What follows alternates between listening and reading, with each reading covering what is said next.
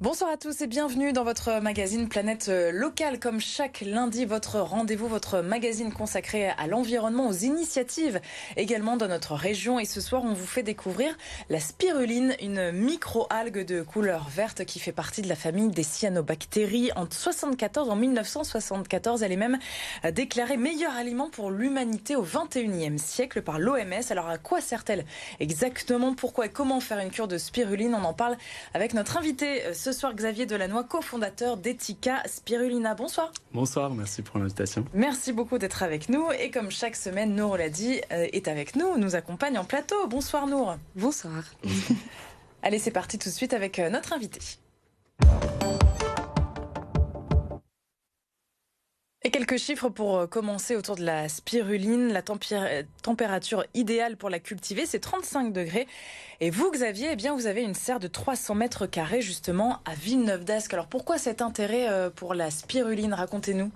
Et on a commencé à s'intéresser à la spiruline il y a 1 an. D'abord sur la partie malnutrition, lutte contre la malnutrition. En fait, on était en stage dans une ONG aux Philippines et on cherchait des moyens de lutter contre la malnutrition de manière inclusive.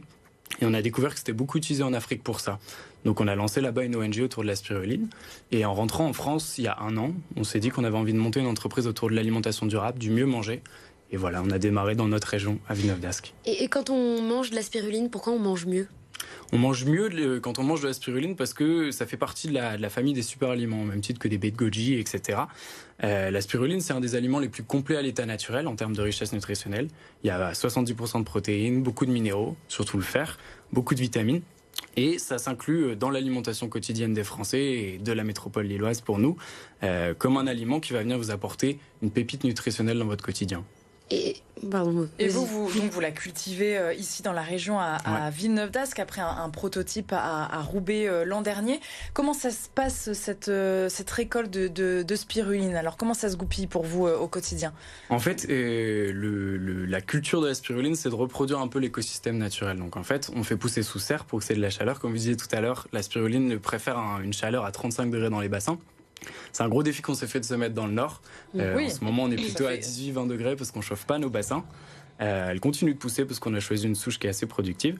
Donc clairement, c'est dans l'eau, tout simplement. C'est dans l'eau. En fait, quand vous rentrez dans notre serre, vous voyez une eau verte, donc, parce que c'est une cyanobactérie qui est microscopique. Et le but de la culture, en fait, c'est de lui apporter de la chaleur, de la lumière, des nutriments. Donc on lui fait des apports en fer, etc. Pour essayer de favoriser sa multiplication. Et ensuite, on récolte à peu près tous les 2 à 3 jours en faisant colmater dans des filtres cette eau verte microscopique pour arriver à la pâte fraîche. Donc oui, vous pouvez montrer en levant un petit peu le bocal, donc c'est à l'intérieur, du coup c'est comme une pâte, tout simplement. C'est une pâte à tartiner. Exactement. Et ça n'aura pas le même goût que déshydraté du coup? C'est ça, en fait c'est la vraie innovation autour du projet Etika Spirulina, c'est pour ça qu'on s'est lancé. On voyait la spiruline comme un des grands aliments de demain, de la transition agricole, mais pas sous forme de cachet, parce que pour nous on ne se nourrit pas demain avec des cachets. Et donc on est parti sur la spiruline fraîche, qui est une pâte verte, qui a un goût très neutre, beaucoup moins fort que ce que peut avoir des cachets industriels.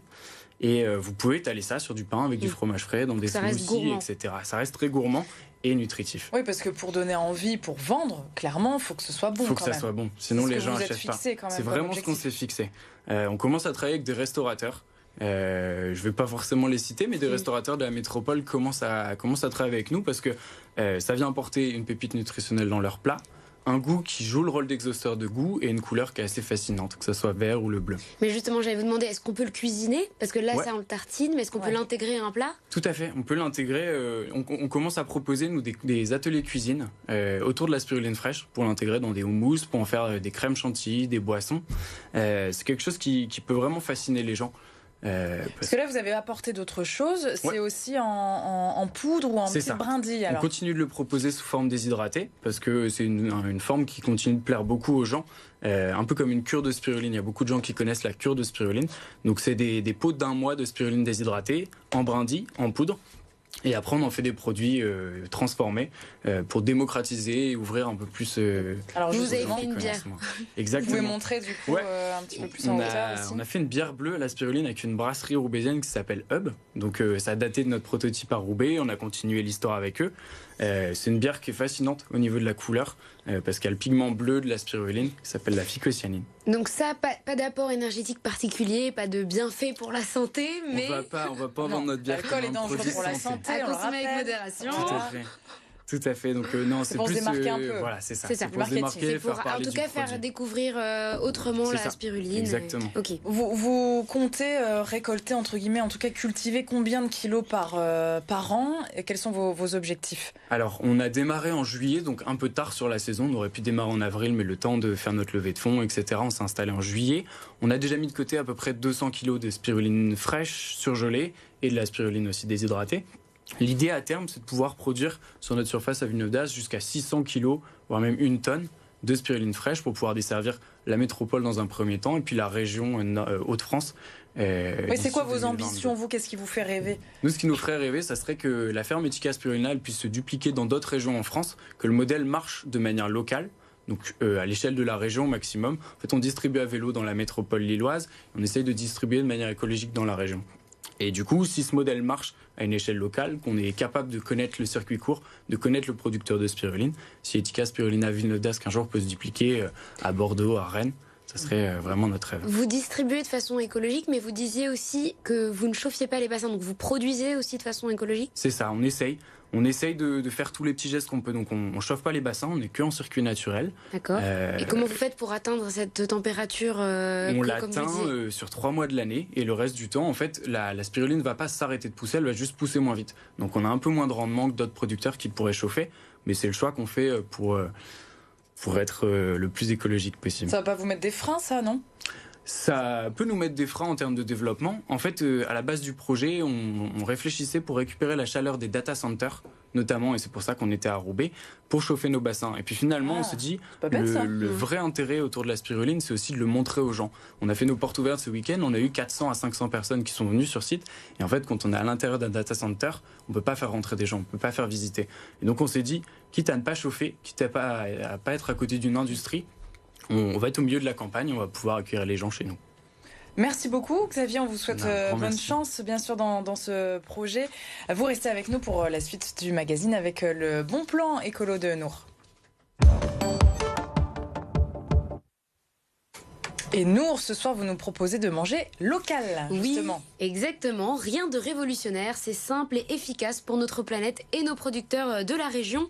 Parce que vous ne le savez peut-être pas, mais je vais vous le dire, les produits d'importation, en fait, représentent près de la moitié de l'empreinte carbone de la consommation en France. C'est énorme, en fait. Donc forcément, plus les distances parcourues par les produits sont longues, plus il y a de pollution. Alors que quelques kilomètres suffisent pour consommer de bonnes pommes de terre, des endives, bien sûr, des pommes, des poires. À noter aussi que les produits locaux sont souvent moins emballés, donc une économie de carton et de plastique importante pour réduire nos déchets aussi. Mais est-ce que c'est facile de manger local ? Eh bien oui, tout à fait. Il y a plein de façons de se procurer de bons produits made in Nord-Pas-de-Calais sur des marchés de producteurs par exemple. Il y en a dans toutes les communes. Grâce aux AMAP, vous savez, les associations pour le maintien de d'une agriculture paysanne. On retrouve tous leurs points de vente sur AMAP 5962. Les consommateurs sont aussi très friands des paniers à consommer. C'est assez pratique. Vous connaissez sans doute la ruche qui dit oui. À Lille, par exemple, depuis 2018, il y a Mes Voisins Producteurs. C'est une entreprise en fait qui livre des produits locaux à vélo. Une manière écologique et responsable d'amener les aliments du producteur à l'assiette. Il collabore avec 65 producteurs, dont 35 dans la métropole lilloise. Et quand on consomme local, est-ce qu'on consomme aussi de saison ? Ça, c'est encore autre chose. Oui, mais c'est assez lié. Mais en fait, on peut consommer local et pas de saison. C'est pas forcément lié, mais si on consomme local, autant consommer saison, c'est le but. Bah oui. Parce qu'en fait, les produits hors saison, ils ont eux aussi un impact énorme sur la planète. Par exemple, une tomate française qui est cultivée dans notre région sous serre chauffée, donc hors saison, elle va générer 7 fois plus de gaz à effet de serre qu'une tomate qui sera produite en saison, 4 fois plus qu'une tomate importée d'Espagne, vous voyez, donc c'est pas forcément... donc si on veut de la tomate, autant... en fait, il faut essayer... exactement, en tout cas, ça pollue moins. Mais on peut peu, essayez de ne pas polluer du tout, par exemple faisant le choix de la conserve en hiver. Vous pouvez même aussi congeler vos tomates, qu'elles soient cuites ou crues, pour pouvoir vous faire une petite sauce tomate à Noël si vous le voulez. Enfin bon, le mieux c'est de se référer au calendrier des saisons de la région pour consommer plein de bonnes choses au bon moment, comme celui-ci que vous devez voir s'afficher, qui a été fait par les espaces naturels régionaux du Nord-Pas-de-Calais. Donc en octobre par exemple, on peut manger des carottes, du potimarron, des pommes de terre, des oignons jaunes, bref, tout ce qu'il faut pour une bonne soupe, et on en a déjà bien besoin. Oui, moi je veux bien nourrir une petite soupe pour ce soir si vous avez un peu de temps. Ça me tente bien, il fait un peu frais. Ça marche, vous êtes la bienvenue. Bon, merci en tout cas à tous les deux d'avoir été avec nous, Xavier. Donc on le rappelle, si on veut s'informer un peu plus sur la spiruline, vous avez un site internet, des réseaux sociaux, eticaspirulina.fr, et puis les réseaux sociaux Facebook et Instagram, donc Etica Spirulina. Et on peut acheter les produits comment? Tout à fait, on peut acheter les produits. On a une boutique à la ferme, donc à côté de la brasserie Moulin d'Ascq à Villeneuve d'Ascq. On a un site web, et puis vous parliez tout à l'heure de nos voisins producteurs. Vous pouvez nous retrouver sur nos voisins producteurs, dans des AMAP ou sur les marchés de la métropole. Demandez le prix, tiens, pour un petit pot de quelques grammes, pour par un exemple. Petit pot de 70 grammes de spiruline fraîche, ça va durer une semaine à 10 jours, ça va être 9 €. La bière bleue à 33 centilitres à 3 €.